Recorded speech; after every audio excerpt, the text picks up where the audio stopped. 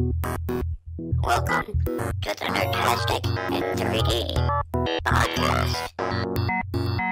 It's Nerdtastic in 3D. Oh, it's Nerdtastic in 3D. Yes, it's Nerdtastic in 3D. It's Nerdtastic.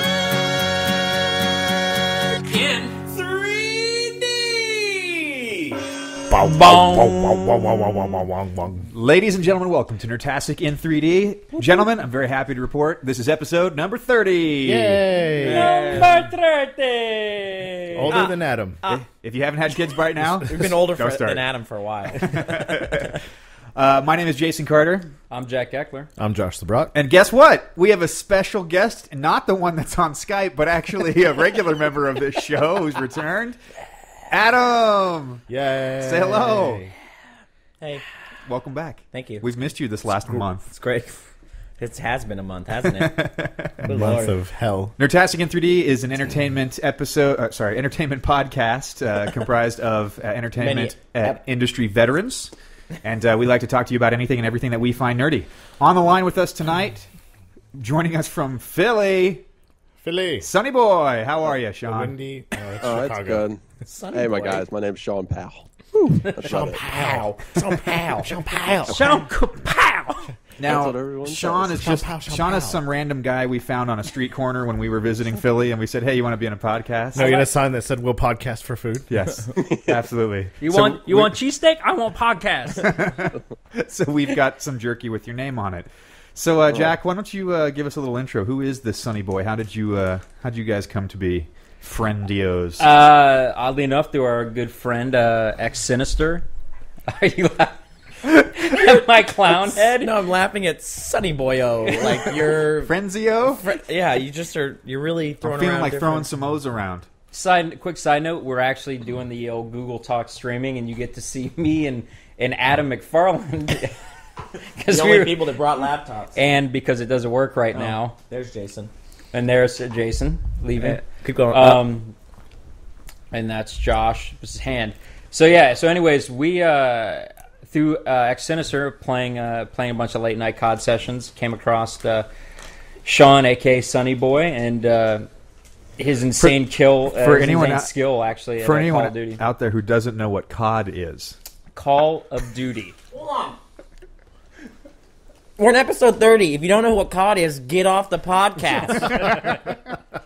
Come And, on. It comes up at least once an episode. Yeah, exactly. No, it was, he's one of the few people, much like Josh, we were talking about before the show, much like Josh, who's vocal and actually talks and, makes the game fun and makes it a more social I'm entertaining. experience. You are. People You have are. said that. Good looking, Gosh darn entertaining. it, people like you. No one said good looking. Good enough, Pretty smart sure enough. no one said good looking. My mom thinks I'm cool. That sounds probably about right. And, so had a great time. The bastard in one of the games we played in went 70-0. I Holy still balls. don't know how the hell he did that. what the heck does that mean? He had 70 kills. And 0 deaths. He died 0 times. 0 times. How long were you like? How long? The same game I was in. And What was your it score? didn't get that. I was second highest, I think, with 45 or 8 or something. And Were you in that one? other deaths. Oh, fuck no. But anyways, at that point, I knew I wanted to date him and get to know him a little more intimately. And we started chatting a bit, and then Sinister did a good breakdown. If you go to Ex Sinister's channel, he did an interview actually with Sean, which sort of intrigued me because I didn't know much about Sean. And after listening to that, I'm like, shit, we got to get him on the show because there was a couple things that sort of stood out that outside of just the gaming side that sort of resonated with me. And I talked to you guys and said, hey, it'd be sort of cool to get him on the show. He likes the show, and god damn it, I mean, out of the 6 viewers who like our show, we got to get them all on at some point. We're just saying something because 5 of those listeners are us. Yeah. So Sean being the 6th, may as well put him on the show. Got nothing else happening. So then, and after multiple tries and attempts to get him on the show, he is here with us tonight. Yeah, I think it was one attempt. Yeah, I think there was one other legit attempt. The other ones were just hearsay. Sean, we are very, very pleased to have you. Thank you so much for joining us. Thank you for having me on board. So, real quick recap, since last week was a 2.5-hour marathon episode recapping everything. Mega episode. You're going to recap the recap? Yes, exactly. It's a recap. Guy behind the guy. Remix. We just wanted to say that we got a lot of really good feedback from you guys about the in-depth analysis of a lot of stuff we saw, so thank you very much for the feedback. And as we get conferences and cons and expos and things that come around, we will do our best to hit them up when we can. Whatever's free to us, we will go to. Pretty much. And we will report back with anything that we find fun, entertaining, and or nerdy. So, Sean. Yes, good sir. Why don't you give us a little bit of your backstory, buddy? Tell us about life in Philly. Yes, Tell us who about is Sean? Yeah, who is that Sean? That little man inside that's just aching to get out. What's his story? My story, I'm in my room talking to a bunch of guys over Skype. Not weird. That's a story you don't say on air. Weird. All right, so basically I've been living By in the way, same you're of the town since legal I was limit, right? Born here. Literally 19 years. I lived in a little house. We called it the Little Blue House. No joke. Little Blue House down the street. Aww. And I've lived on the same street all 19 years. Holy crap. And we rented out a little place, and then we moved when I was 3, and I've been stuck here ever since. It's a quiet town. It's right outside of Philadelphia, but we're still inside the Philadelphia residential area. That's commitment. Yeah, no, it's really nice. I went to schools. I've had the same friends all my life, except when I went to college. I mean, I lost about 95% of them, but they're all jackasses anyway. You didn't want them as friends anyways. No, it's like that. It's that 5% niche that you actually see every day, Yeah. and you actually acknowledge in the hallway. Yeah. So with you in particular, I want to dive right into something I was fascinated with, and that's something that around your age I was just as fascinated with, but it was a little bit different when I was that age, which was the professional aspect of gaming.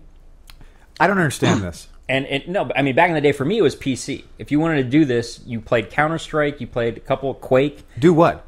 Get paid. Go to tournaments and get paid. You get paid? Or you play on live, or you played in live tournaments on game battles, and you could win cash money prizes. That's more or less where I'm leading into you, because that's a new thing to me, that it's now turned from a PC community where that was a huge kind of thing. Now it's turned into a console thing. Hold on. I'm still hung up on the idea that you play video games for a living? No, not anymore. I did it a while ago when I was really younger, like 14, 15, 16. People still do. Paid money to play video games. You got paid money to win. To win, yeah. You didn't get paid to play. By the way, that got paid episode to that win. you went 70-0, I'm pretty sure, or that game you were playing, I'm pretty sure I was in there and I went 0-70, so that sucks. That was all you. Yeah, but I'm fascinated with the fact now that MLG's taken off, and that's become a console thing, but it's also become like a mainstream kind of televised. It's become I guess tournament. more acceptable. Yeah, I think that's what it is. Acceptable. And which it was very different when I was into it. So socially acceptable? Yeah, I think so. Well, it's slowly starting to get to that. I mean, before it was just only the nerd kids would go there. Well, it's anytime you're talking about I was that the nerd first kid. Gaming stuff where you're bringing your computer and you're loading everything in. No, it was. Yeah. I mean, that's what it was. That's it's straight away from that when it can get into this kind of console stuff. That's console basically gaming is more Right. mainstream. Right. So talk about that. So I like I said, I listened to Sinister's interview, and I had no idea that you had played MLG for a while. So basically, I played COD 1 and 2, and COD 2 was really where Call of Duty actually just took off. I played COD 1, and all Call of Duty 1 was a campaign and split screen with your buddies. Mm-hmm. COD 2 sounds like had Jason's the multiplayer. favorite type of game. It opened the floodgates for everything. And that's kind of like when Halo was around. But Halo, MLG capitalized on Halo. That was their flagship game they wrote in because Halo was the biggest game at the time. And it started out like these local LAN tournaments that some people, some towns will have a local LAN center where they have 20 Xboxes all hooked up and you can just play against other people. And they'd have local tournaments for people, $100 for first prize. And then it slowly got popular till I think the owner, Sundance Giovanni, if you look it up, he was a pretty wealthy man, decided to take this idea and just branch it out to huge spectacles. So you could have instead of 20 people, have hundreds of thousands. Jeez. And what they do is they go to community centers, big complex arenas where they can host it, and they just have like I've never been to one, but if you watch it live, you'll see there's just aisles and aisles of like PCs, of just consoles. Like you'll see like what I used to 10 go rows to. of 100 of just Xboxes with TVs that they have all set up, just all lined up. Jeez. Where is this? Where is this being watched live on? Like where online? On their somewhere? website, they host it on MLG Live or Game Battles. They host it live whenever there's a tournament every 3 to 4 months, usually 3 months, and it's on a specific weekend. It's usually like midway through the third month, and they host it. It's 24/7 coverage. They start at like 8 in the morning and they end at like 12 at night every day. G4 will cover some events too. I bet they will. Yeah, that makes sense. Yeah, So what's? But you did this though. I mean, never you did- went to an event. I did the online stuff because COD 4, before they started doing the actual events, because COD 4 had no LAN thing. You had to play it on Xbox Live. right. But they And I would play they on still, some of the Xbox Live tournaments. But it was still money tournaments. It was money tournaments online. This is right before COD got picked up by them, because Call of Duty was never bigger than Halo to like COD 4. Interesting. Because Halo 2, if you watch, like if you ever saw them, Halo 2 and Halo 3 were like the flagship games of MLG. Right. And it was just, then like COD 4 slowly became a popular game with MLG. They picked it up, but it wasn't enough to get into the LAN tournaments. It was online sessions they had.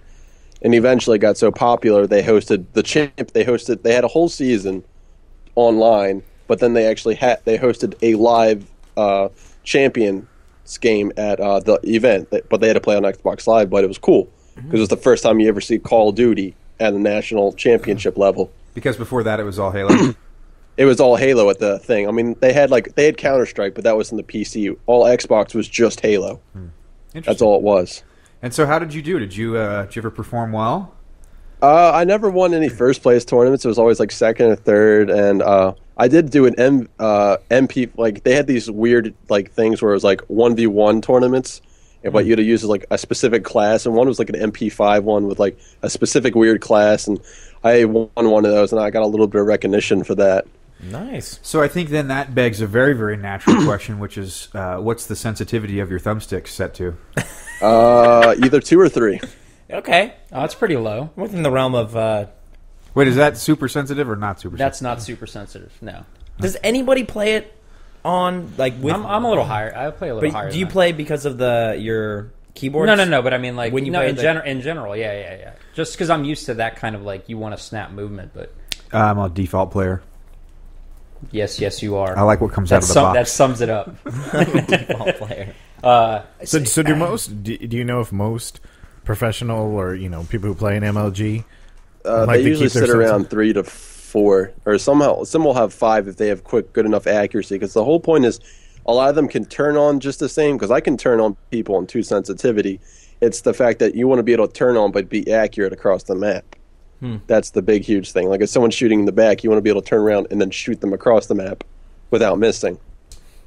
So the gameplay, I was talking to Sinister about this one night. The gameplay that the group of us, when we go online to play against people, the difference between how that is and then how those guys physically play and actually play at a tournament. Well, I mean, mainly it's that you don't have Doritos Crash Course at a tournament. No. Yet. We could Yet. the first Nerdtastic in 3D tournament they will. Right, so, I mean, clearly that's the biggest difference. What in all honesty, what would be the difference though? Or differences that you see? There's really not much. Everyone plays tactical basically, because everyone dropped, because it allows you to use your player's movement sticks with just both your thumbs. You lose the ability to knife quickly, but you still have that ability. That's the whole ability that you can control your whole body, your character's body, with 2 thumbs. Are most people getting close enough to even knife? The videos I've watched, everybody has these lines of sight that are the most retarded lines of sight I've ever seen in a video game. They camp that spot, and then they wait. So I literally, the gameplay I saw, I never saw anybody get close enough to even knife anybody to start with. It's more so whoever sees the other person first is going to die. That's the gist. I mean, some of the lines of sight. There was a glitch on Carbon, which is a Modern Warfare 3 map that I think Sean, I told you about this and asked you about it. There's a fence where the texture has cloth on the fence, and in the on the fence itself, there's a hole where it looks like somebody scratched. You really couldn't even tell it was there. But I'm watching the game and I noticed the dude's looking through this hole. just to see. I don't know. It blew me away. I'm like, holy crap! These guys practice Yeah, they do. way too much. It's like 12 hours a day. I used to do it. It was like 12. They play like 12 hours a day. And they're and a lot of the top guys, are they sponsored? So that is all they do now. Yeah, a lot of them. Like the one guy I know. I don't know if you guys know. He used to play on Optic. His name was Optic Big Timer, but he's now on Apex. I don't know if any of you guys know him. No, I know the name. Yeah. Yeah, I used to play with him a lot back, and I had him on my friends list for a while. He is the most winningest COD player in history, and he's won over about $1 million in prize money. So here's the question, though. Jason, we're in the wrong business, buddy. So he's winning. He's winning and getting paid. I get that, but He's winning. But he's getting the sponsored. concept of sponsorship. How does that translate into anything? Because this isn't a huge. He wears a Red Bull shirt to a gaming thing. That's part of. I mean, yeah. That's my question: is how is there ad revenue in some guy that sits and plays online video games in his living room? It's the fact that like other people now see him. Other gamers will be like, "I want to be that guy. I want to see him be like him." You know, like race car drivers are. They'll have the advertisement. No, and I absolutely get Coke. Right, but there is a significantly large. I guess they're probably not getting paid the millions and millions. No, but well, check this though. When me and Sean went to COD XP, which is not happening this year. It is not. Yeah, that's a whole sidebar. But they had I forgot what the amount was. Was it 150K or something? Was the grand prize? And it was 4-on-4. You played new maps. Sure. That was 250. I think it was 250. Oh, it was 2. Okay, you're right. It was 250 because the split up was really good between the guys who won. Wow. And the guys, the top teams who ended up making it, you could tell the difference. Sure. There was kids who made it far enough that it was obviously 4 friends who were really good. They made it, and then as it got down to like the final 6. Every one of those cats had on a jersey with they look NASCAR you'll have style. The random people who'll show up hoping to accomplish this like gaming dream. There's a fluke. And then you there's have the top 8 teams who see each other every tournament and are going to go hard. Yeah, and that's the thing. Those 4 guys, you could have good guys who show up together, and you're like, Adam, you're a beast. Jason, you're a beast. Me and Josh, okay, but you two always carry us when we play just random guys online. These guys are playing every month at these tournaments against the top tier, and they practice, like Sean said, 12 hours a day. To watch them play on the screens, because me and Fennel watched them, it's just such another level of playing. I think that's anytime you watch. It's anything professional. You watch anything when it's played at its pinnacle is interesting. I mean, literally, you could probably say just about anything. Bocce ball. Honestly, I'm sure at its peak. At its peak, where people are making shots from 150 yards or whatever, you're like, some idiot was practicing that for a while. That's but they make it look so easy too. But now, just I mean, like, you play bocce ball like that. Like yo-yoing, and you think like something stupid as that, but you watch somebody that's like fantastic, you're like, holy shit! Lawn darts. Honestly, love that game. Illegal now. They don't. So they do. Speaking of other sports, this is sort of segue into something else, Sean. I want to talk to you about that. This was something that I was fascinated by. I had no idea that you also played other sports. With, I guess, scholarship sports. Wow. And it sort of reminded me of me and Josh, and sort of how I'm fascinated how, like, you being so into sports, because when I was, and I think Josh was, I didn't play a lot of video games till I was way out of that, to where I wasn't playing sports anymore. So, I mean, talk about the sports you played, like where you went with that, and like how did you manage to get into gaming from that? Basically, when I was younger, I played soccer because that's what every kid's basically first sport is. They play soccer because their parents like, hey, go play soccer because it's like an energetic sport that gets you out. You're kicking stuff around anyway. You might as well do it on a field. You're going to bed early tonight, kid. Go play soccer. Basically, I grew like an appreciative taste for the game, and I liked it a lot, and I got really good at it. I played defensive linebacker, or you can go out. Mid center back, whatever you want to call it, and I got really good, and then I got a tryout for the high school team, and I was only like 14 at the time. I like just turned 14. I was still at middle school, and the only position they had was keeper, and I was 6 foot at the time at like 14 years old. That's like you, Josh.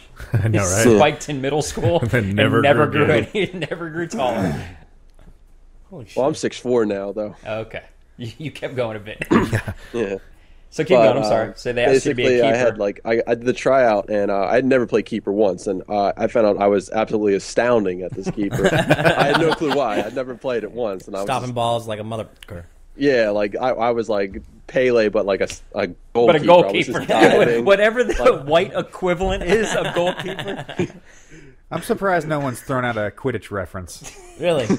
Are you? Like me. I was killed it the other day. I was the Ronald Weasley of There it is. Well played. And then I played that for 2 years, and I eventually got into a AAA travel team and won states, and Nice. that was a huge accomplishment. And then all of a sudden, I remember like playing hockey when I was younger because I kept playing in the driveway with my dad all those years. Eventually, I was just like, I want to play hockey, and I was on AAA team and all that, and I basically just quit and started playing hockey. That's a natural segue. So you We've all gone there. soccer? I won states, and the next year I just quit and started playing Actually, let me hockey. point this out. You quit the easiest position on the field to go play hockey? Yeah, I quit a AAA states winning championship team to go play hockey. That a boy. Did you play goalie in hockey? You mean No, keeper? I played defense. Okay, so you And, were you in high school at this point? What were you, like a junior or something? You stopped playing? I mean, I skated before, but I started getting really into like playing hockey. Like I played like a few seasons, but it was just for fun. But I really didn't get into it till I started hitting high school, and then I got into the levels where it was basically 16 under, where it was basically at this point, if you got really good enough, you could go to college or go to the minor leagues. Wow.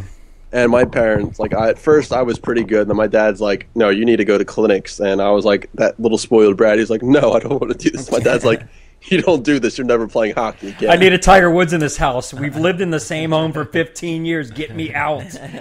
And then my dad basically just dragged me to hockey clinics. Like I had like 3 or 4 a week, and they were like every other night, and it was just like 2 hours on Mondays. I would have an hour of power skating. I had an hour of backwards defensive clinic. Next day shooting, then power skating again, and it was just. Bet at some point you're like, months. fuck, I should have stayed playing soccer. Soccer was easy. I had that game figured out. And then I was I was just just good. and then eventually I found out I got really good, and I played in a AAA summer team, and I went to, it was like this international hockey league game, and it was over the summer. It was a tournament, and you had to try out, and I made Team Pennsylvania. Wow. And Wow, it's like a- it was basically it's like a Miss Finland America was thing. there, Finland, Germany, Slovakia. They were, I don't know why, they were supposed to be Czechoslovakia, but they just chose Slovakia. The Swedish were there. Team Russia was there. We had China there. We had Team Maryland, Team Massachusetts, They play Team hockey Maine. in China? What? They play hockey in China? They do, Yeah. but their ice skates are made out of trash. What about Team Kentucky? Basically, we played through. We beat a good bit of the teams, except the best part was our team name got changed because our coach is also the owner of the rink that I play at. He got us sponsored by a company, except they're called skate slugs, and basically it's like little ankle weights you put on your skates to help you move. It's like ankle weights, so Yeah. you skate with them, and then when you're done, you skate a lot faster. But basically, our name got changed to Skate Slugs instead of Team Pennsylvania. That was the greatest. So I'm we, paying damn we good had- money for this team, boy. Better call Yeah, it so skate basically, slugs. instead of paying an extra $200 for jerseys and everything, it all came for free. But we had But you were the these slugs. bumblebee yellow, black, and white That's jerseys. Wow. We looked like Team USA, but black, yellow, and white. Sweet. And it Josh is sold. says it was legit though. It was we had our names on the back, number on the side, AAA international, one hockey tournament. It was legit and all. Dude, And we actually got Olympic socks. Yeah, so I got Olympic like. socks. I'm wearing them now. Every day for the last screw 10 you. years. All right, so you did this tournament. You gave up being a goalkeeper. Now you're full blown hockey player. So where'd that go? We eventually put out to the tournament, and we lost to Finland 3-2 in overtime, and we got fourth place. So it was it's Finland won first, Sweden came in second, Team Massachusetts came in third, and we came in fourth. The Skate Slugs. Team Pennsylvania They skate beat slugs. China. Yeah, we beat China. China didn't make it into the top 10. So this was still in high school though. Were you playing for your high school team as well? I that's the good part. After that I just played double A leagues because I would play for another triple A team like a full season, but they wanted like 12 grand. Whoa. And I could play on 2 double A teams, 2 of them, and only pay 3 grand. Wow. So the last 2 years, like 11th and 12th grade, I played on 2 double A teams, and then my senior year I played on my my high school team for once, and I just made varsity first time and just played. I play a little hockey. You guys mind if I just run with you guys for a bit? What Team slugs. We're team skate did you slugs. No come big from? deal. No big deal. It's like rescue rolling out in the ice in their backyard. Hey, dude, you mind if I just skate around for a bit and see what happens? So after, so did you have a good year that final year?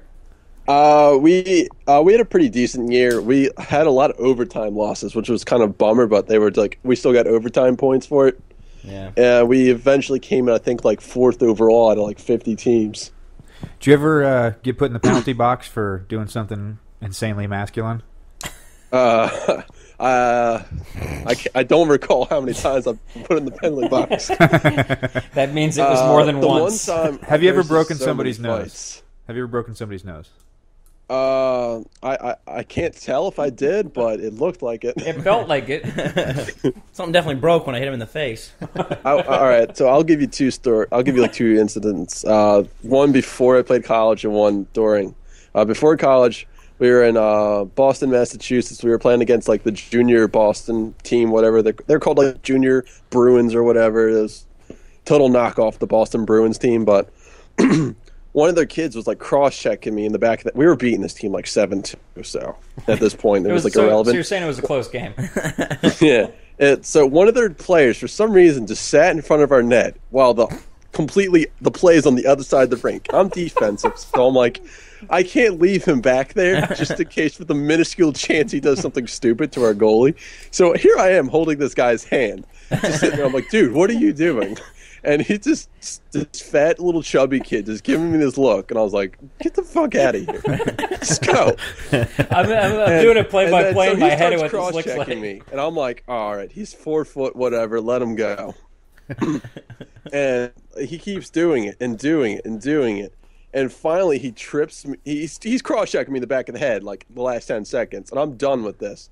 So I turn around. This kid, I swear, I've never hit a like 16-year-old so hard in my life in full gear. Not I since punched then. this kid straight in the face. He drops down, but as he falls, he trips me, which was the second worst mistake ever. Because now I fell on top of him, like literally on top of him, like an MMA fighter. So now I'm on top of this kid, and I just start laying haymakers into his face and just beating him. I'm like just punching him, and eventually the ref's pulling off, and he gets up, and I break away from the ref, and I get one more good one into him, and he falls into the boards. Boy. At the end of it, I got a 2-minute roughing. Nowhere in life can you beat the shit out of someone and just get 2 minutes on a bench. To this day, Nowhere. to this day, that kid's nose is crooked and he can't land a real job. Exactly. Thanks, Sean. And then the second one is during college, is when I played for my university, Widener. I go to there, and I'm studying chemical engineering. But during one of the games, we were playing in Wesley, Delaware, and it was this team. It just perplexed me why this ever happened. It didn't surprise me, but After the fat before kid the story, game. anything's possible. Yeah. Before the game, they're like, I guess their spokesperson for the team gave out this speech that like, there's no racism from this team, there's no sexism, that everyone respects each other, the refs respect the players, and the players respect them, and blah blah blah. People behave, no bitches be crazy. This whole No bitches bullshit be speech. crazy. And like, so we're like, okay, this is stupid. 5 is minutes a into setup the for game, something. there's a full-out brawl. Like, they show up with 9 guys. We have a full squad of 24. Like a bench clearing brawl, and it was just Like, severely. it wasn't even that. It was like, I don't know, they were playing like, they played rough, which is okay, and that gets everyone a little bit edgy, but they were playing like dirty rough. Like, you can hit people kind of late and get away with it with other teams, but they would, like, hit you late, then slash you and, like, whack you for no reason. This one kid, like, the ref broke up the play, was trying to, like, hit our player in the head with his stick like a baseball bat over the ref's head. Jesus. I was like, and then there was a first fight. It was like a little scruffle, like little shoves, and like, you know, people like they shove each other, but nothing happens. So I'm just like, eh. The gloves didn't come off? No, it was just like everyone, like they do that chin up thing in hockey, and they shove each other back and forth, and the ref comes in, breaks up the hug fight. And after that, it started getting really, really chippy. Like, I got slashed a few times. I was getting pissed. And and when I get pissed, I'll throw a mean hit on somebody. I don't care who. Like, if you're near that puck, God, you're feeling the pain of whoever hit me before. Yeah. So basically, after the play, I don't know what possessed this kid. I don't know if it was a demon monkey or Satan himself. This guy jumped on our player like a friggin' spider monkey from behind and started just like doing some ooga booga mojo with his hands on his face and stuff. Looked like he was humping him from behind. It was Disney on Ice, dude. And he pulls our player to the ground. So at this point, I'm just like, F this, F whatever my dad say about fighting. Screw this. I go in. I'm like, this is it. Time to kick ass. This big ogre of a kid. So one of the other kids, like on it's called third man in if another player comes in, like the defenses. So they had this big ogre of a kid, like the size of Shrek, come in. I don't know if he was trying to like intercept me or just join it. I leveled this kid with one hit. I came in sideways on him and just hit him. Were you like skating at full speed? Yeah, I was skating full speed, jumped up, just left, threw a good like swing at his face. He fell down. He was done. And then I grab the guy on top of my friend, rip him off. And then I rip his helmet off and start smashing his face into the ice. Oh. Jesus Christ. All right, Happy Gilmore. I think think you killed a man. You hold one roll, you smashing killed his a man. face into the ice. And that was with my left hand. With my right hand, I had my glove still on, and it was maliciously beating him in the back of the head with it. You smash his head down, you lift it up, punch it, and then smash it back down, punch it. And this went on for a good 20 seconds before the ref realized what I was doing. So did you get like 2.5 minutes on the bench for that one? I got a 4-minute minor. 4-minute minor. There you go. Welcome to hockey. Because there was blood. Yeah, that was your problem. You got to just bruise. And then Lessons to all the sock kids. full of just oranges. bruise. That's the key in hockey, I think.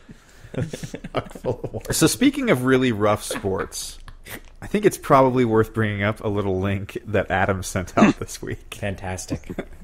Adam, go ahead and tell us about this. So, I mean, we're going to go back to soccer, but it's pretty much a bunch of guys wearing Zorbs, the big inflatable balls, Like the ones down to their waist. The ones you get inside, like those big The ones you get hamster inside, balls? so it's smaller, but it limited their arms. It literally, they just squished into it, so they had no movement of their arms. Well, they squished into it, and like it was kind of, they had like shoulder straps, right?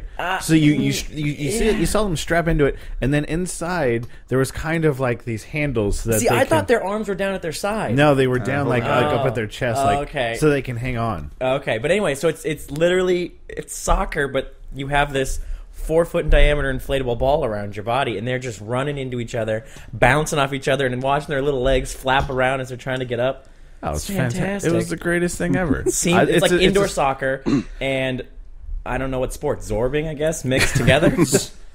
If zorbing was a sport. Yeah, and not just a crazy activity the New Zealanders body, yeah, your body and legs. So that's all it was just a big giant air torso and legs. You'd see teammates running into each other. You'd see, like, there'd be like a 50-50 ball, and two guys would run into it, and like you've seen every video where two, like, stupid children with a yoga ball bounce off each other, and they go bouncing off, and then they flop around, and then they can't get up. I think my favorite part of the video is where one of the guys scores, and his cheering victory lap is just rolling around on the ground, like pumping one leg into the air and doing What like are you little going to somersaults. do? What else are you going to do?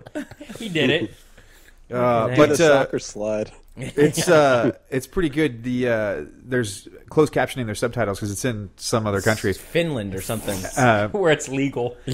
but there's English subtitles on it. So I was listening, and in the very beginning, it's this, the coach is kind of talking or whatever, and they're like, and here's this very respected ref, and he's going to be reffing the game, and he comes out and he's like, all right, guys, so usually we don't play full contact. This time, go for it. It's like pretty much there are no rules. Have fun.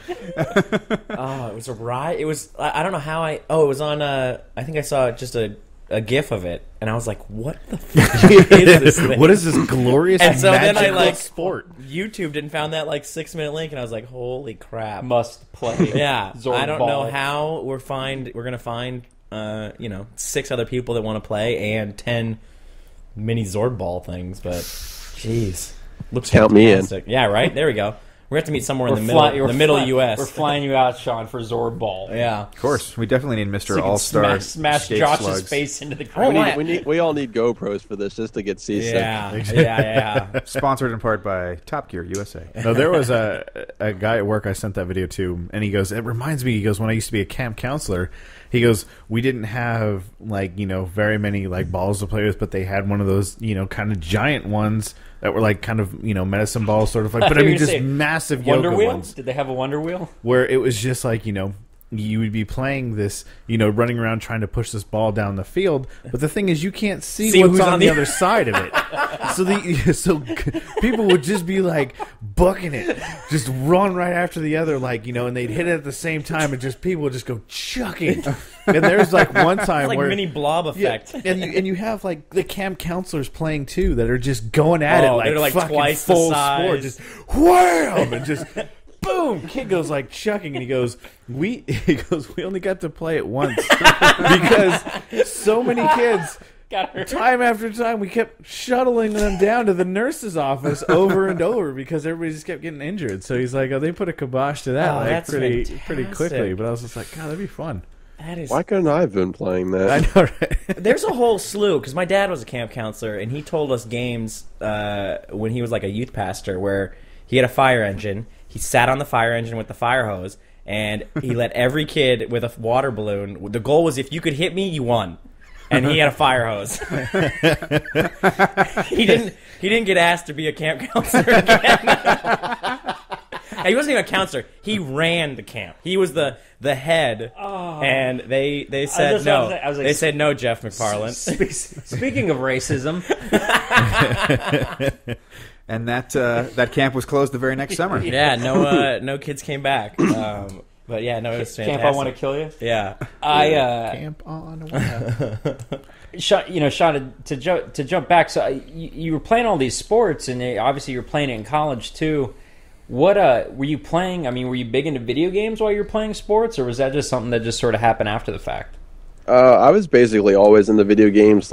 First was Mario, and then Zelda, and just progressively got more and more. And basically, it was school, then hockey, and then video games, and just rinse and repeat. Hey, so I have a question. What's Mario? Is that Mario's sister, game? That's the Philadelphia version.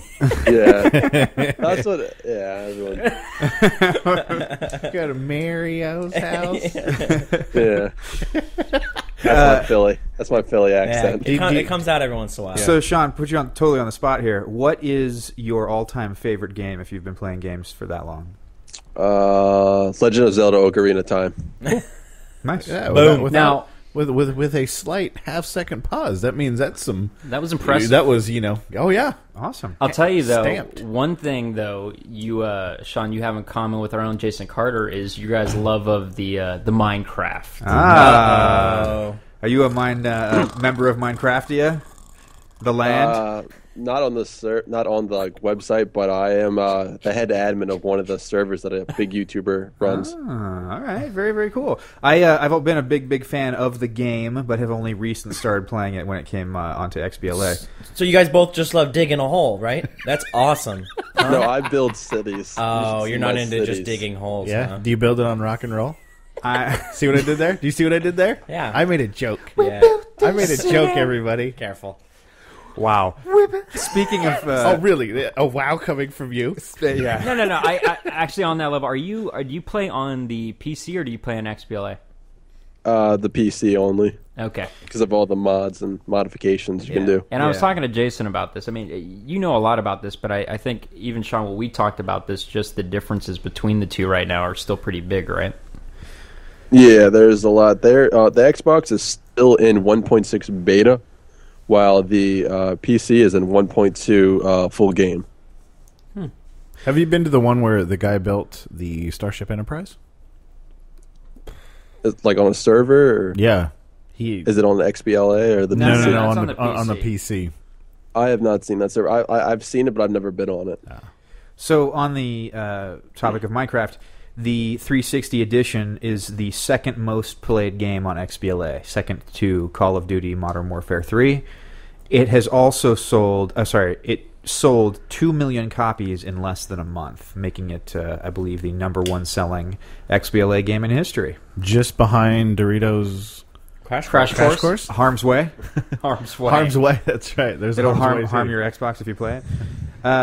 It's very, very cool. So you do it all, sounds like, Sean. You're all the way from Call of Duty down to the more geeky of games, which I appreciate. Yeah. And you're a geek at school, too, it sounds like. You want to talk about that incredible major that's going to take you places? Oh, yes, my chemical engineering major with a minor in chemistry. There you go, buddy. I like that you have to have a separate minor in chemistry because the chemical part of engineering wasn't enough. Exactly. Why don't you pick something you have to try It's one extra class, and because of the amount of courses I have to take, if I take one extra class, I'll get a minor in chemistry just because of it. Interesting. Yeah. So what's your course load like? What are you hoping to study? What are you hoping to get into? Where do you want it to take you? Stuff like that. Right now, I'm just taking some courses over the summer. I'm taking Calc 2 over the summer and just a psychology class just to get some extra credits done. Because I can go to a local community college that is partnered with Widener, my private college, and I can take like up to 9 credits overall and exchange them. So I thought I'd get I'm taking these 2 and there'll be 8 credits. So it's like 8 extra credits I can just get out of the way over the summer. So it opens up. Are you a sophomore at this point? Yeah. Okay. So let's do this. So Calc 2 sounds like is your highest math class to date, right? Yeah. Okay, Jack, what about you? What was your highest math class that you took? College algebra. Okay. College algebra. Josh? You can snicker all you want, you son of a bitch. I'm trying to think what order. I've done okay. I'm trying to figure out what order the classes went. It's been a while since I've done that. Done math? Done stuff. I didn't know. I did. Trigonometry? Yeah. Okay. Adam? I did calculus. Yeah, Calc 1? Yeah. Did not do well in it. I did it. Yeah, no, the question is not did you do well Okay, in it good. or even understand it. It's what classes did you take. Don't ask me why. It's a very long story, but I actually ended up taking Calc 1, 2, and 3 and then went on to a class called Discrete and Combinatorial Mathematics.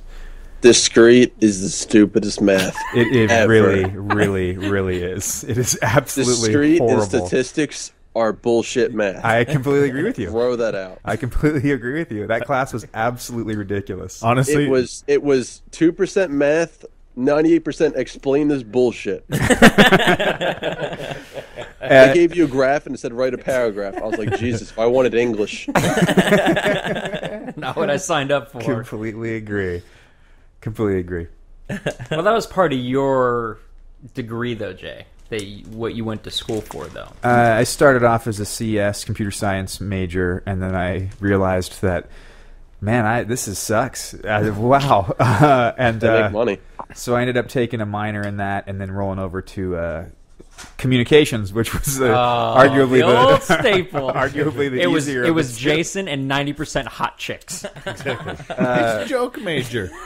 Honestly, I think the moment I switched majors, like my level of homework went from like 40 hours a week down to like 4, 2.5 to 4, somewhere in that range. Did you guys ever see the Simpsons episode where the college kicker is this foreign guy, and Homer runs over his leg and breaks it, and the doctor comes in and he's just like, "Oh, well, you've been at a very, prestigious school and stuff like that. You can always fall back on." And he looks at his chart and he goes, "Oh, communications." and like the foreign guy, he goes like, "I know, it's joke major." So true. And actually, this wasn't even communications; it was media communications. So I took that. It was, So did I. It was, make videos to communicate with other people. So chemical engineering. So Sean, what are you actually hoping to? What field do you hope that takes you to? I'm either going to do pharmaceutical or biodiesel. Biodiesel, very cool. Now, your brother, Jason, is what type of engineer? Mechanical? Yes, Okay. mechanical engineering, and he's got a business minor, some kind of business degree minor. Basically, I'm going to make money because I'm smart. I want to make money because I'm lazy. I'm pretty sure that if you even go, That's what me and Josh get paid for. if you even go to Stanford, doesn't matter if you do well. It doesn't even matter if you graduate. If you have Stanford on your resume or on clothing, people will respect you more.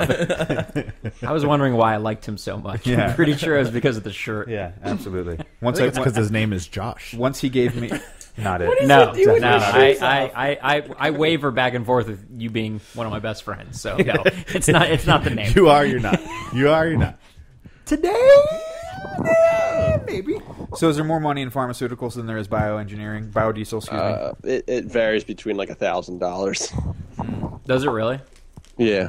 Now, here's the thing, is that practical money or is that Shroot bucks? Like, is that like, and what I mean by Shroot bucks, is that like what the book tells you you're going to make, or do you actually know some people who are currently making good money? The average coming out, like the average like starting pay for chemical engineer coming out of a 4-year degree bachelor program, I'm going to go to a master's and finish it there in 5 years, Ed Weiner. The average when you come out of a 4-year bachelor is about $98,000. Shitburgers. That sounds like Stanley Nichols to me. Yeah, but that's And I know one friend who started out after he got his master's and he's making $138. Oh, there you go. He just graduated this year and he just got hired by DuPont and he's making $138 as a starting salary. The people who make paint. No, DuPont, the chemical plant Oh, okay. in Delaware. Okay, fair enough. Totally thought I meant the paint people. Isn't that? Well, they might make paint. I mean, you know, I'm just saying. So, Adam, clearly you need to go back and get educated. I'm so lazy, though. Educated. I'm not gonna lie. It's funny listening to about the math you two, Jason, Sean, you guys took, because that was what steered me away from architecture. I was started college that way. That was going to be my major, and drafting classes and all the stuff that makes being an architect fun was amazing. And then they were like, "Yeah, you got to go all the way to Calc 3, and I think there's another math." And I was like, Shoot me in the "I'm gonna face. go do stuff with computers." Sean's right though. Discrete math is very interesting. It's basically, you know how calculus is like, okay, it's going to take us 3 blackboards to solve this one problem. Well, discrete math is it's going to take us an entire semester to first explain a problem, and then it's going to take us 6 more weeks to solve it. That's some Goodwill Hunting shit right there. It's some. Did you ever do a problem with machines? And you had to find like the order of the machines go. Like the order of operations.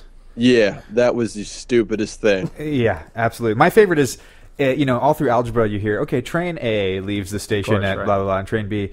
That doesn't stop. That same analogy gets used all the way through calculus, all the way into discrete math. The train has Jim never has stopped. 2 apples. Sally has 3. Okay, if but- you combine them, how many apples? In discrete math, I killed it in that math Nice. class. Does Eric have? Way to try to add to it, Josh, but I don't think that's what they're talking about. but discrete is, okay, train A leaves the station at 6:30, and at 6:45 the conductor starts to text.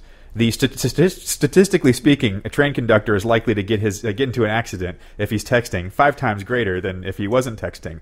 What are the probability, first, that train conductor A is going to crash his train, and second, train B leaves the station, and this goes on and on and on. Side I note, give up. His name is Where- Steve, and he's a drunken hobo. Where's- Works part-time. I want to know where Denzel Washington fits into the train situation, because that's going to throw a variable. Because you just keep asking questions. What's his shoe size? Pretty much. You could just mess up the teacher by going, okay, and then a bird hits the window, and then that's a whole new set of parameters. And then you have to go on a side tangent of that. Absolutely. African or European? What is the airborne velocity of an African Of an swallow? African or European swallow. I don't know. It's a simple matter of weight ratio. Oh, that's brilliant stuff. It actually reminds me of a story. The other day, I just randomly started quoting Monty Python and the Holy Grail to my wife. We were talking about this. I just started saying, and my daughter was in the room, started saying, "We are the knights who say," and she started laughing. And she's like, "That's awesome. What is that, Star Wars?" And then you want to slap her. You're cut off. I looked at her, and I'm like, I don't have words. And then I turned around. I don't know you anymore. Seriously. Good times. What did Eloise say? Blah blah. Oh, I thought she looked at you and was like, Monty Python. Eloise knows. So, speaking of Call of Duty, a crazy article got sent to me today from one of our listeners, Jason Martin, a good friend of mine, about sort of the inside story about this big Activision lawsuit against the two former creators of Call of Duty. Jason, their names are? Jason West and Vince Zampella. And I wish I had the name. Yes. Zampella. Zampella. Josh. Hold on, sorry. Josh is causing some I'm causing some technical shit. difficulty. Way to go, A-hole. I know. I screwed it up. Wow, you shouldn't I'm have going to touched unplug it. this really quick. You shouldn't have touched it. Sorry. You made it worse. This is going to be Oh, that's better.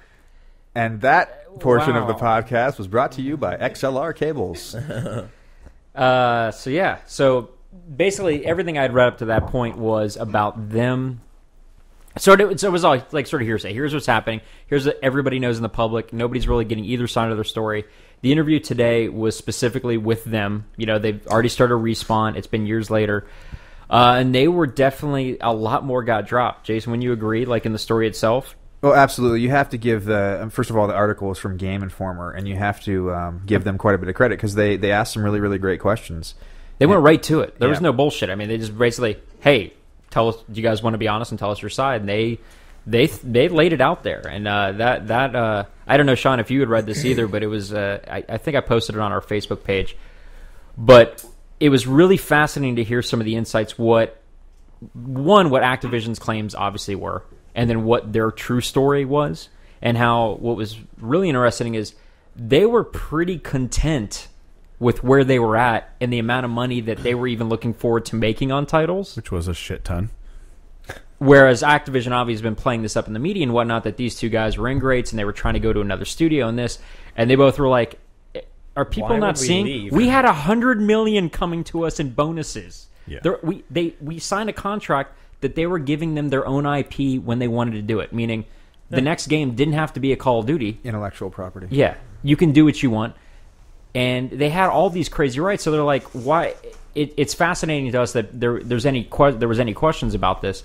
What was even more fascinating was as it went on during the last negotiation. This was something I thought was interesting. During the last negotiation, where they were just trying to hash out some things, and part of the hashing out was they wanted what were some of the things they wanted, like the creative rights, like to own. It was basically Modern Warfare. I think it was what it was. It was Yeah, basically anything after the Vietnam era, anything they warfare owned. related. They didn't own. They had first right to it, had to sign It was off like on. it was They like just stayed to Treyarch buy couldn't off do on it. anything after that. They had to sign off on. So Yeah. whatever studio they chose to use, even their own, whatever, they had sign off on. Here's the interesting thing about the article, and it's a great article. It's not, like I said, it's in Game Informer. It's by Andy McNamara, and it is very interesting because their lawyer and them paint an amazing job of making Activision look like this absolutely horrible company. Truth of the matter is True story. Activision hasn't become public, hasn't come out publicly and said, "Hey, here's our version of the story." However, I will say, if you do read this article, It's pretty incriminating. I don't know how they're going to recover their reputation. Spin on this. That during that negotiation, was interesting was the fact that they're in this talk to try to get this stuff. Both these creators think, okay, this is just our normal negotiation. We're on day 2, whatever, trying to get what we want, they want. But neither one of the owners thought anything was going to change. They still knew they wanted their title. They were just part of. If me, Jason, or Josh go into a negotiation for our contracts, for the most part, we still know we're going to have a job. We might not get what we want, Yeah, but we have a job. Yeah. On the end of day 3, everything was great for the first couple hours. As they concluded, one of the lawyers slid them a piece of paper. No shit. Pulled it out of his... Had it in his briefcase the entire time. After hours of this negotiation, slid them a piece of paper basically saying, so you guys are some deep shit at the company. We're investigating you. for breach of fiduciary obligation. Yes. And dropped the hammer on them and said, you guys can't do anything. Keep your cool, whatever else. And they're like, oh, literally, it's the epitome of what the fuck moment. What? And I think the one guy said he called the other guy and he was like, hey, how'd it go? He's like, I don't know. We're in trouble. All of a sudden. We're being investigated for something. Yeah, very interesting article. We'll post the link. It's ongoing, this investigation. Now, it does actually have a couple of moments in there where obviously the interview lasted over several days, maybe even weeks. And as the article was being written, there were some developments in the case which the author does actually highlight in there, such as the part of the lawsuit between Activision and EA, that EA was basically going to stole these guys away, headhunted them and stole them away. That had been settled out of court, so they settled that piece out of court. The other settlement was part of the restitution, or part of the whole agreement was, or the problem with the lawsuit was, is that not only did obviously the two creators leave, 40 employees left too, and basically the story from the two creators side was the 40 employees left because Activision walked in and said, "Well, we're not going to pay you unless you finish said game," and the guys were like, the point of that, you're not paying us. Yeah, you're already contractually obligated. You're obligated. And they were saying, no, you need to finish this, then we'll pay you. This is Activision's side. So the people were like, well, we need to get paid. So they jumped ship. So they were part of the lawsuit and saying, hey, we want our money too. It wasn't that they weren't getting paid. They weren't getting paid their bonuses. Yes. They still were making their salaries. Which was, in Activision, in all fairness, was huge. And you can look those numbers up. It's separately from the actual interview. Those numbers, how many million? 40. They gave $42 million to Activision paid out $42 million to be split between the group. Yep. But there was an actual number of the top 10 guys over at Infinity Ward. It was in the millions that they were getting bonus checks for. Oh, for sure. Not even these two guys. One little side note before we move on to another topic was there was a part of the story that just blew me away, which was at one point the head lawyer for Activision, supposedly the CEO of Activision, contacted this lawyer. Bobby Kotick? Yes. Kotick? Yeah. Something. Yeah, I think it's Kotick or something close like to that. Yeah. Contacted the head lawyer and supposedly told him, we were having problems.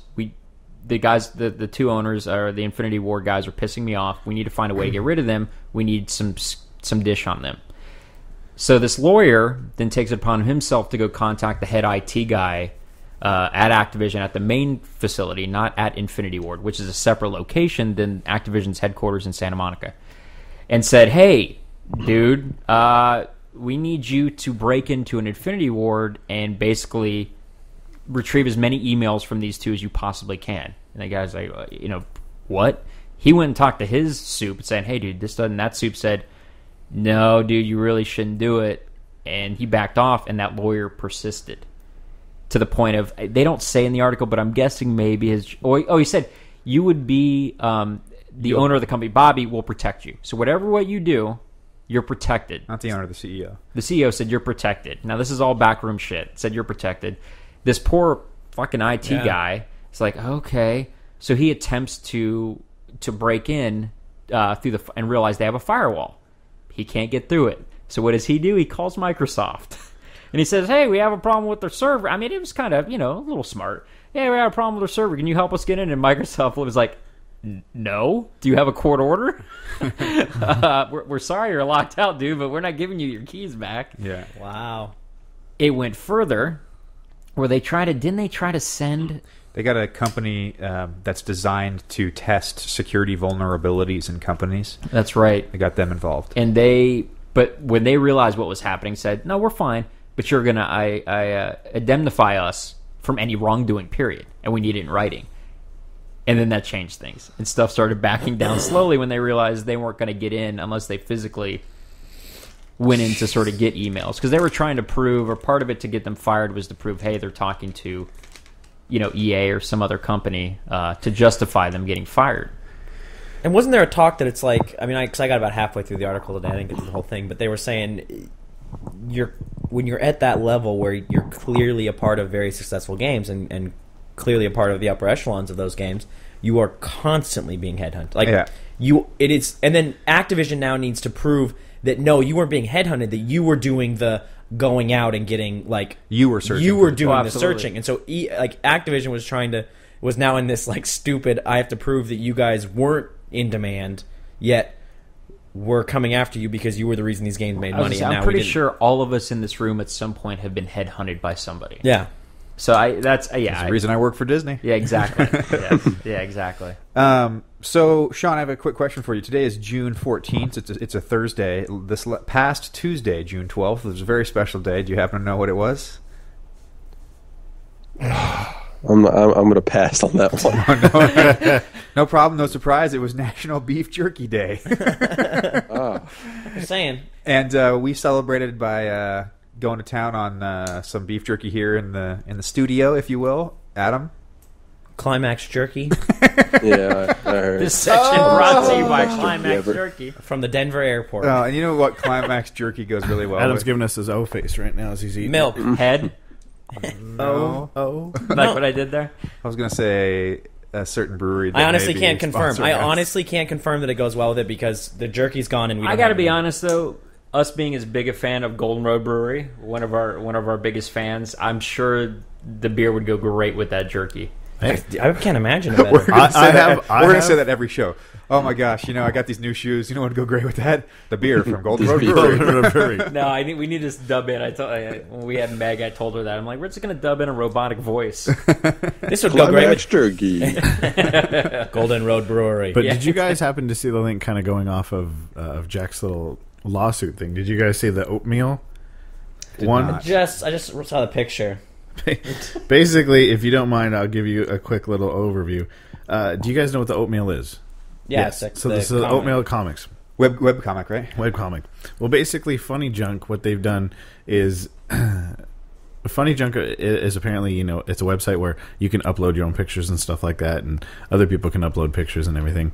Is it like a 4chan? Is it a social media site? Like, what kind of site is it?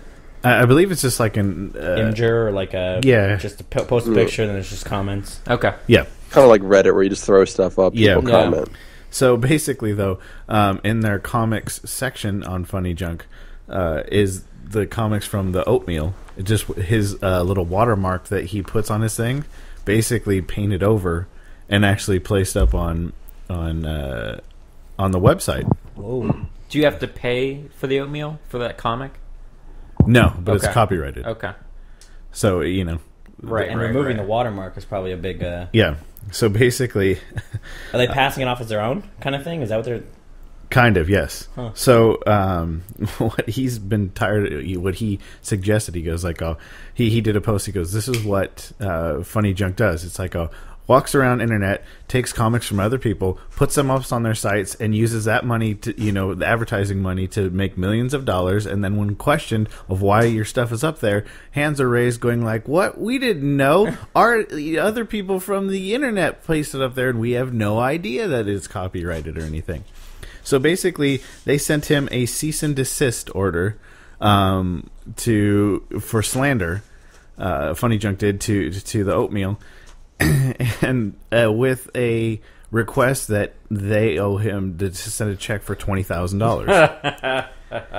So basically, shouldn't the cease and desist go the other way around? So he basically replied back to them with a giant post of him breaking down the cease and desist order in his funny text that he does and stuff like that. Bring it down going like, are you kidding me? And he goes, and he puts hundreds of links of his comics that are on their site going like, are you kidding me? These are all of mine.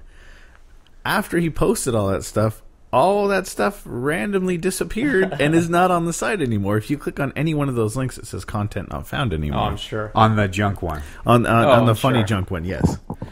And so he basically goes on to, he replies this basically saying that he will not give you the $20,000. And in fact, he will raise, there's a donate button that he will raise. He's asking for donations for $20,000 to either fight back, but won't really fight back. He's going to use the $20,000 and to give it to the National Wildlife Federation. It got $20,000 in 64 minutes. Holy crap. In the it is with 15 days remaining, it's up to over $100,000 that people have donated. Shit. So basically, it was a what they say, a kind-hearted, spirited way of saying "fuck off." That's awesome. It's interesting. I Yeah. like that story. Internet's a weird place. So, Or amazing. Welcome to 2012. Yeah, right? I don't even know Sean, and we're besties on the internet, dude. Come on, man. Something that was released this week. So there's been an Xbox Live iPhone and Android app for a while, but they updated this week to now include basically control. So you can control your Xbox dashboard from your phone. There's a little remote control with some buttons, and it connects via the same network. Can you text? Can you, does it have a keyboard option? Any of that kind of stuff yet? I've only taken it as far as basically navigating around. I brought this up at lunch, but Xbox has done this huge push where it's like, hey, we've got this Connect where you don't need a remote, and now we're like, hey, look, we've got a remote. But is it like the Spyglass? Is that the new stuff coming out? I believe this is a precursor, but basically they're trying to set up people getting used to the idea of Spyglass, which I don't think we got into last week. It was an announcement from Microsoft that they're basically, we'll get into it later at another point. It's a nice big future offering from Microsoft where they're going to allow you to pair up devices with your Xbox to have extra content. So you can be watching a blue HD video through Xbox Live, the Zune Marketplace, and you'll actually get, the analogy they used was, say you're watching Game of Thrones, and you're always getting lost on where in the geography of the map you're supposed to be. Okay. And so at any given scene, it sends a message to your phone that moves this location on this map of the place that you're That's cool. So it's basically like watching special features content on the fly with Is there stuff like that where I think it's, I haven't done it, but Fast 5, the Blu-ray, has an app you run simultaneously. Oh, I think so. And I don't know if it's actually talking to it or if it's one you're like, and play and go on the app, and so it just starts at the same time, but it's that kind of combined content where you're getting additional stuff on a secondary device. But the linking together, that sounds fantastic. Yeah, it's got some real potential. It's future stuff. I believe that most of it's coming out this next fall. Can you actually see your friends and stuff on there?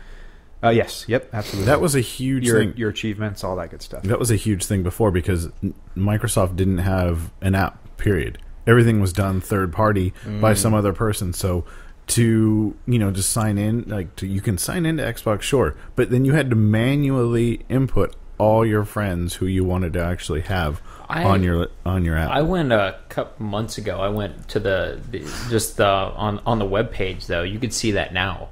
Like if you go to xboxlive.com or whatever and sign in. Well, yeah, you can do it on the web page. Oh, okay. But I'm saying if you just have an app and you just wanted to check something as opposed to having, So I want to jump to another story that came out this week. It's a new app though, by the way?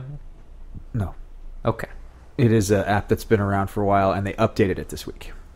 I wanted to jump to another story that was the MPAA, which is the copyright holder for the Motion Picture Association of America, and then the equivalent for music, and I can't remember what it is off the top of my head, but they have been querying the cable providers, Comcast in particular, for basically their subscriber list and data pertaining to their subscriber list. So as an example, we want all the data usage for all your subscribers, all the IP addresses that they hit, so that we can sue them for copyright infringement.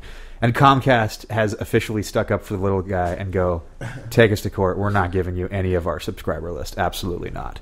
So at least from Comcast. Yeah, exactly. Thank you, Comcast. So from that angle, any of you who are pirating software or music or movies or TV shows, Comcast is where you want to go. Comcast is your any safe- word, your not that safe this haven. is just a hypothetical, but any word on Time Warner. I believe Time Warner is actually searching for people to sell their subscriber list too. Yeah, it's the exact opposite. I got a careful stop downloading things from my internet thing. I think me and Josh both did at one point. Maybe about a month ago. Really? Yeah. I'm with DSL Extreme, and yes, I was downloading Game of Thrones season 1. I was trying to watch those, and I got the thing is because I did a bunch of them all at once, so I did it while I slept, so that they can all download. And when I got up the next morning, I just forgot to turn off my PC or to stop them. And so they kept seeding all day long. And so it's always, you don't get caught for downloading. You don't get caught for downloading, but you get caught for seeding. For sharing. Yeah, exactly. so basically I got an email saying, this is not... Cease and desist. Yeah, this is not a... Give us 20,000. Yeah, this is more of a warning and stuff like that, but you are illegally... HBO has contacted us and you are illegally, or something like that. Yeah. And it was saying the specific file too that they got, and it was like episode 7. Ooh. I know. I'm like, So shit. that to me sounds like there's a link out there that HBO has put up, and once your IP address hit that to download, they now have your IP address. They find out that's a DSL Extreme. They send it to you. Go, hey, one of your customers is trying to hit us illegally. They do it. They do it with movies. That's how I got a letter. Now, a year ago or so. I'm not positive, but I believe technically that's illegal. I believe that's phishing, and I believe it's technically illegal. But we should ask someone's wife who might be a lawyer. Jack, we're looking in your general direction. That's pretty simple for her standpoint. Yeah. She might just look at it and go, "Don't do it." Yeah. So speaking of wives, girlfriends, whatever it may be, Adam. Oh. I love Sean's. It's quite a groan. I know. He's just jealous.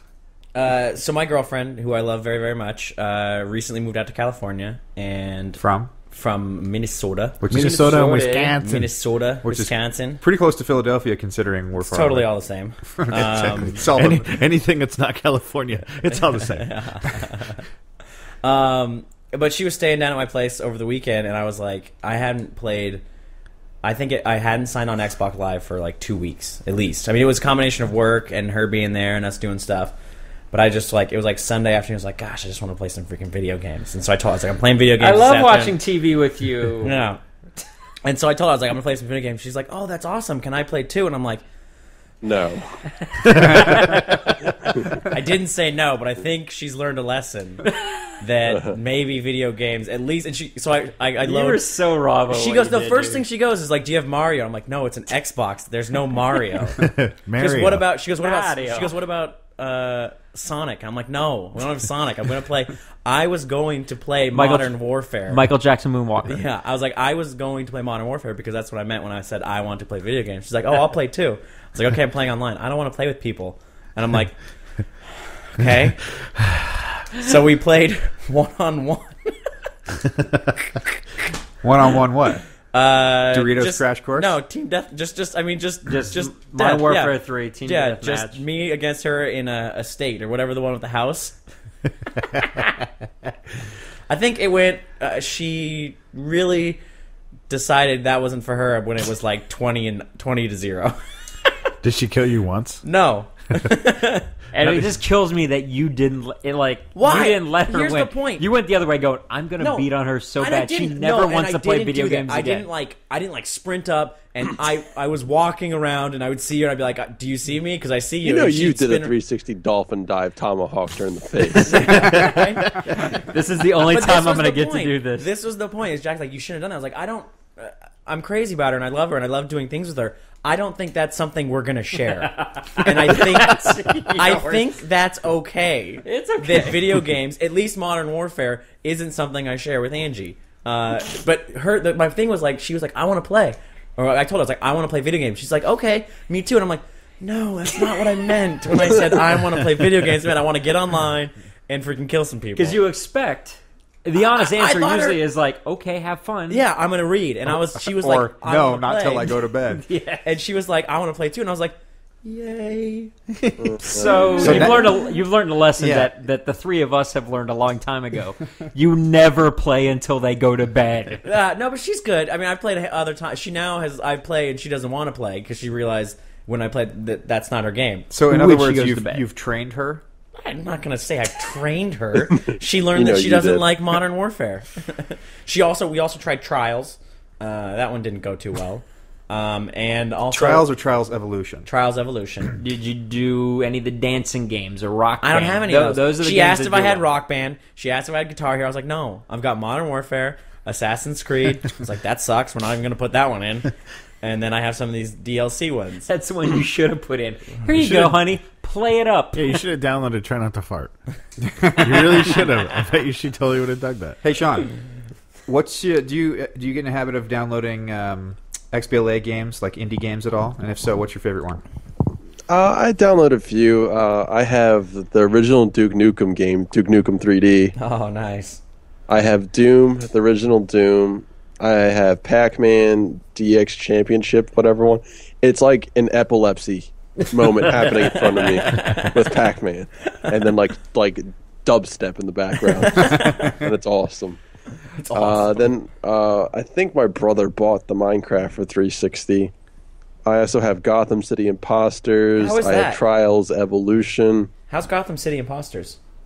It's like Call of Duty, but Batman and Joker style, and it's just absolutely stupid, but it's funny. You have videos up on your YouTube page of you playing, don't you?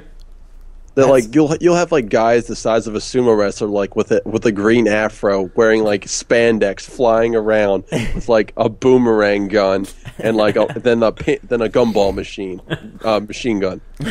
Cool. I thought just a gumball machine. That'd have been fun. It's just walking around. Handing running out around. gum. Hey kids. Some candy. And it's funny because it's exactly like Call of Duty. Like they have like perk system and guns and attachments and all that. It's pretty cool. So one last tiny bit of news, and I think we're going to start to wrap up the show. Very interesting link that came out this week about a special backpack rig that allows you to climb up walls. So Design. Just get bit by a radioactive spider. This thing- That's the What I problem. hear, yeah. This thing, I don't know how to describe it. It's basically a very large backpack with two very big tanks, and it looks like you've got like cafeteria trays that are hooked to your hands. And basically, this guy's in this little suit, and he's facing a wall, and you're thinking, okay, cool, this will be interesting. And then Adam, what happened?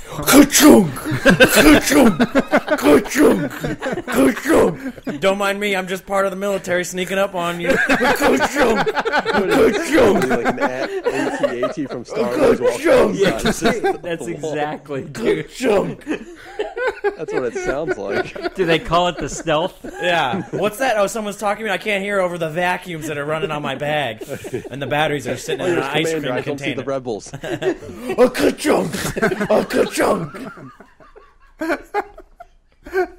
But seriously, kudos to them. They won like 120 grand. They're doing it. They're doing it. Living in the dream, man. That's not even the first time he's done that. Still funny. Still funny. Second time.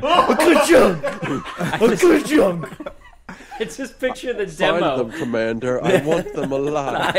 Exactly.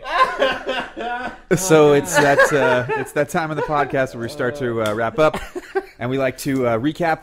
It's time for the weekly challenge portion of the episode. So last week, our weekly challenge, Josh, I believe you gave it. Is that correct? I did, because of all the fatties out there. I said do 15 push-ups without stopping. 15? And there's 15. still the fatties out there. We haven't solved any of the world's problems No. yet. They're all still fat, and their arms are slightly more sore now. Exactly. Sean did it while he was eating ice cream. That doesn't help. Yeah, Sean did that I did during. it after ice cream. Oh, I guess Sean that helps. actually did it during the pre-show event this evening. So you Kudos to him. I did it a little drunk. I did a little drunk. And how many points did we decide to give that? I don't know if we talked about that. I don't know. I would say 15, just for Oh, 15 that's- push-ups. No, that's a point of 20. a point for Yeah. push-up. Point. He did 20. It Sean actually, did 20. yeah, but once you hit 15, it starts That's subtracting. Exactly. You've maxed out. max. No, it's actually starts subtracting. So, so Sean, you get 10 points. Wow. So, Jack, let's start with you. Did you accomplish the task? I did, like I said, after I ate ice cream. And you went to 15, and how'd it go for you? I did the 20, and I sounded like Sean in the pre-show when I hit 20. God, I'm so incredibly out of shape. It's retarded. You Yeah. did better than 99% of the population. Think about that. As it turns out, yes. The fitness test is only 3. Of pure will. Josh? I completed it. We came back from Adam's house. I was a little buzzed. He had drunk strength. I had drunk strength. Drunk retard I strength. looked at my cats when I walked in. I'm like, all right, guys, we're going to try to do this right now. All right, cats, clear out. Because Sean, Sean Fennell, the other guy that usually sometimes on the show. Usually sometimes. He texted me and he's like, "Oh, I did it!" And I was just like, "Oh shit, I'm a little worried." He goes, "So was I." And he goes, "I won't lie, the last 5 are really hard." And I'm like, "Oh god, I'm not gonna lie. I'm not gonna The lie." last 5 were touch and go. If the moon were made of cheese. So I ended up, I was kind of nervous, so I figured I'd do it. Because that was on Saturday, right, that we met up? Yeah. I figured it gave me at least a few more days to try to... To really build back up those to build arm back strength up in case I only got just in case I 7. didn't quite make it there, exactly. So no, but I nailed it, and I could have kept going, but I chose to take the easy way out. The high road? Way out. Yeah, the high road, and tap off Stop at 15. tap off at 15 there.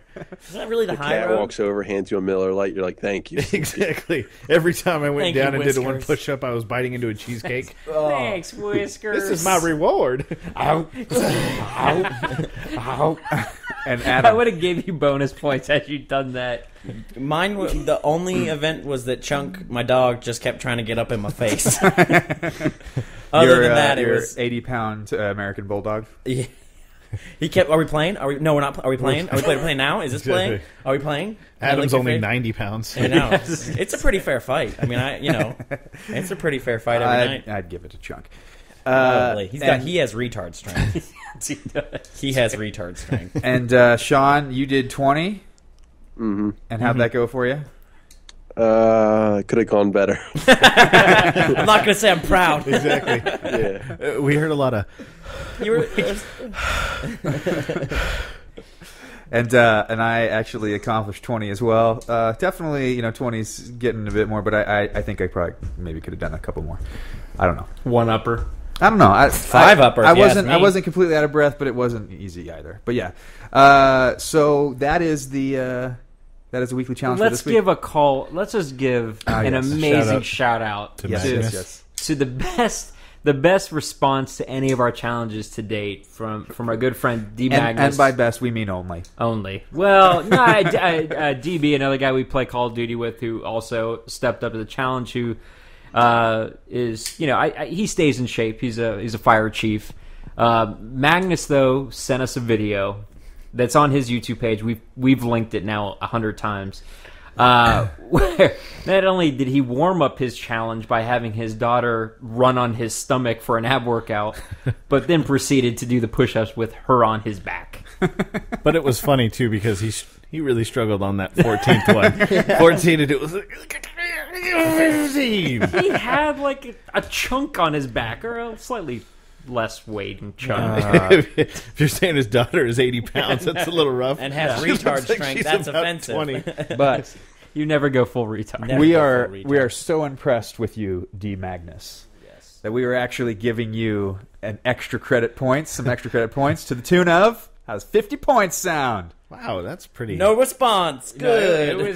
it was impressive. Hey, it was this impressive. is that puts him. Well, I don't know if he's actually participated in the last one, so you'll have to let us know. But that actually probably puts you in the lead for the challenge so far, above any of us. That sucks. There'll be chances for you to. Why don't you put the knife down? I'm fidgety. So And, moving on to this week's challenge. So this week's challenge, since Adam hasn't been here with us for a couple weeks, we thought it wasn't fair to make him do it. So go ahead, Adam. You had time to think about. Wow, that joke just You- fell flat like, on oh, all You of have you. to high five 15 strangers. Oh. They cannot work at your workplace. They cannot be where you work. 15 strangers. Hold up. What, Wow. if I don't know them at work, Five why strangers? wouldn't that count as a Five stranger? strangers? If I don't know 15? them, Maybe 5. I don't know. I was debating the number. Dude, 10. 5. I was debating the number. It Josh, was a number. 5. 5 sounds more reasonable. All right, you pussies. Look, go to a mall and just I start. would just go through Philly and just high five everybody. Yeah. Exactly. And 1 in 4 of those people are probably Sean, going to shank the you, problem- right? Sean, get it on video No. if you do, by the way. Yeah, but problem with doing that in Philly, Sean, is that you have drastically increased chances of getting shot. Ladies and Not where I gentlemen, live. I can just go behind the corner. I don't know who the hell lives behind me. And I will say there is bonus points for photos with said high fiver. definitely we Magnus basically set the bar. Any video proof Absolutely. results in bonus points. absolutely, and like we said before, we are willing to keep track of your points for you. Wait, what So, number did I say? How many did we decide? 10? 5? 5? 5. 5 points for 5? No, 10. This is an I'll do odd 10. one. I think 10. 10's good. This is an odd one. That's good. So we will A challenger's odd with beating off with your left hand. like to keep it PG here on Nerdtastic. We don't. Since when? We will. We are totally willing to keep track of your scores for you. You just have to communicate with us. Send us email, Facebook, do whatever it is you need to do. Get a hold of us while we're playing games, and let us know that you've accomplished the challenge. But as Adam pointed out, photographic videographic proof, even telegraphic. But not pornographic. Well, that was awesomely timed. That was Where we looked at each other with the same sense of we're about to be amazing. Oh yeah, this is going to be funny. That was pretty Times amazing. 2. So we will definitely keep track. So 10 points will award you if you actually high five 5 strangers this week. How about E5s? Like right now, hey Sean, what up, dude? E5? Woo! No, E5s don't count. Self-high-five. And self-high-fives don't count either. That was impressive. What if you're a stranger to yourself and you have 2 personalities and you don't know it? If you can get them in the same room and they can high-five, deal. On If both video? your split personalities can work out a high-five system and... If you can get Tyler Durden in the room, Yeah, with I'll Ed buy Norton, it. I'll buy And it. then if you get thrown down the stairs by the other personality, it's extra bonus points.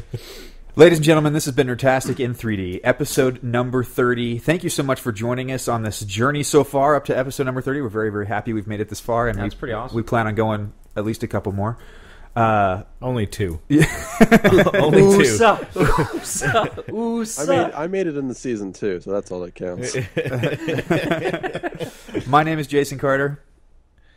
I'm Jack Eckler. I'm Josh Labrat. I'm Adam McFarlane. And on the line we have with us Mr. Sonny Boy. I'm Sean Powell. See you guys. Sean, thank you so much for joining us. You are pretty much the only hockey star that we know. Straight up. I'm not going to lie. Who's beat a man with like his on With the his ice own and his shoe. fist. Incredibly impressive. All right, I'm not Muslim. On that note, thank you so much for listening. We'll see you later. Thanks, guys. I like balls. Yay. Look what I got Thanks, going Sean. on right here. Nerdtastic in 3D.